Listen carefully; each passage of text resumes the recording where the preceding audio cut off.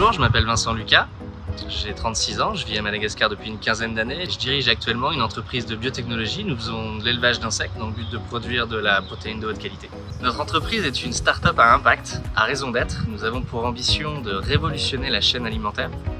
Nous allons élever une espèce de mouche, la mouche soldat noir, de son nom scientifique Hermetia illucens. Et ces larves ont la particularité d'ingérer des déchets organiques. Après avoir atteint un certain stade, nous prélevons les larves et après un processus de déshydratation, de pressage et de broyage, nous obtenons des farines ultra protéinées et des huiles très riches en acide urique. Les digestats qui sont issus de l'élevage sont récupérés et transformés en engrais organiques. Nous utilisons moins de terre, moins d'énergie et moins d'eau que n'importe quelle autre source de protéines. Nos produits viendront en substitution principalement au soja, aux farines de poisson et également aux engrais chimiques. Nous nous adresserons principalement à 3 types de clients.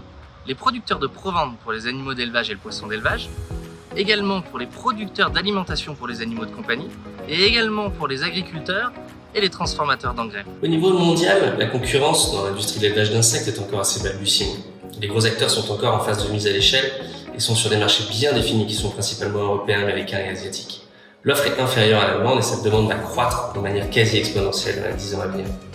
Au niveau local, il n'y a pas de production formelle et en grande quantité. Nous allons avoir des impacts positifs à différents niveaux. Premier élément, le climat. Sur les 3 scopes liés à l'empreinte carbone, nous aurons des effets positifs. Nous produirons avec des équipements dont l'énergie sera 100% solaire. Nous collecterons des déchets organiques, ce qui va réduire les émissions de méthane. Deuxième élément sur la biodiversité, nos engrais vont permettre de cultiver de manière organique et de protéger les sols.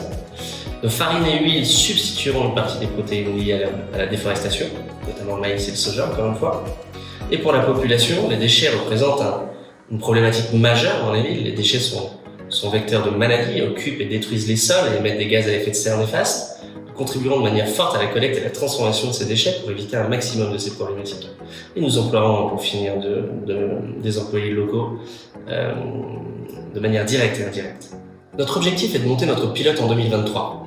En année 3 de ce pilote, nous traiterons environ 10 000 tonnes de déchets par an pour produire entre 500 et 600 tonnes de farine protéinée et 2000 tonnes d'engrais organiques. Cette phase de pilote nous permettra de valider notre modèle économique, opérationnel et organisationnel pour pouvoir passer à une échelle plus importante. Nous attendons du programme de Mitsir un accompagnement dans la mise en place de nos structures, des conseils sur la partie gouvernance et politique, car nous sommes sur un secteur d'activité sensible, novateur et potentiellement très stratégique pour l'avenir. Et nous attendons également du programme un challenging et une remise en question de nos idées pour nous permettre de mieux appréhender nos projets et l'avenir.